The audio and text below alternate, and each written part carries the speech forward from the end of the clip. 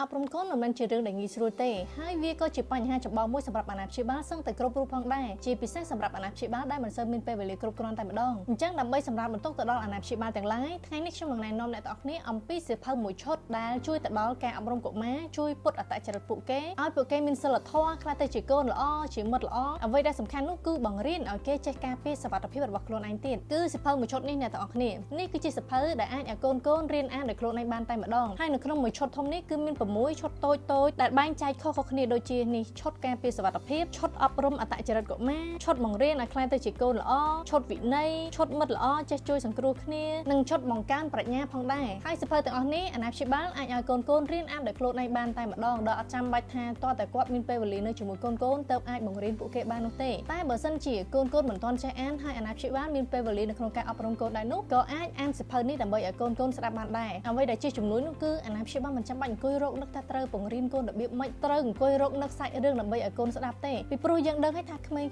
គាត់រៀនបានតាមរយៈការលើកជាសាច់រឿងអញ្ចឹងពួកគេអាចស្រួលយល់តែបើយើងគ្រាន់តែជាការអប់រំធម្មតាមិនមានសាច់រឿងឲ្យពួកគេស្ដាប់ទេពួកគេអត់ងាយចាំទេហើយសៀវភៅនេះផងដែរគឺសម្រាប់ក្មេងអាយុចាប់ពី3ឆ្នាំរហូតដល់15ឆ្នាំសាច់រឿងគេខ្លីៗហើយជក់ល្អមើលមែនតើសំខាន់រូបភាពនោះគឺស្រស់ស្អាតទៀតខ្ញុំអានខ្លួនឯងក៏ខ្ញុំអានចិត្ត10ក្បាលដែរហើយអាចទុកចិត្តបានថាមានគតិអប់រំមួយដ៏ល្អមានសៀវភៅអានសម្រាប់ក្មេងៗច្រើនណាស់អ្នកទាំងអស់គ្នាក៏ប៉ុន្តែខ្ញុំចាប់អារម្មណ៍ទៅលើសៀវភៅមួយឈុតនេះគឺគេបែងចែកច្បាស់លាស់ជួយអាណាព្យាបាលបានច្រើនណាស់អត់ចាំបាច់ហត់នៅក្នុងការពន្យល់ប្រាប់ពួកគេពីរឿងមួយទៅរឿងមួយទេពេលខ្លះមិនមែនថាយើងមិនដឹងថារឿងទាំងអស់ហ្នឹងគួរតែពន្យល់ប្រាប់ពួកគេអប់រំពួកគេនោះទេតែយើងអាចនឹងភ្លេចអត់បាននឹកឃើញអញ្ចឹងទៅអញ្ចឹងមុនពេលដែលយើងអាចអប់រំពួកគេបានហ្នឹងពួកគេបង្កកំហុសរួចទៅហើយជាពិសេសតែម្ដងគឺតាក់ទងជាមួយនឹងសុវត្ថិភាពគ្មានឪពុកម្ដាយណាចង់ឲ្យកូនខ្លួនឯងជួបគ្រោះថ្នាក់នោះទេក៏ប៉ុន្តែបើសិនជាយើងមិនទាន់បានប្រាប់ពួកគេអំពីការការពារខ្លួនឲ្យបានល្អនោះទេគេអាចនឹងជួបគ្រោះថ្នាក់មុនពេលដែលយើងបង្រៀនគេទៅទៀតអញ្ចឹងខ្ញុំគិតថាសៀវភៅទាំងអស់នេះគឺអាចជួយសម្រាប់បន្ទុកទៅដល់អាណាព្យាបាលបានច្រើនមែនទែនសម្រាប់សៀវភៅមួយឈុតនេះដែរគឺមានចំនួន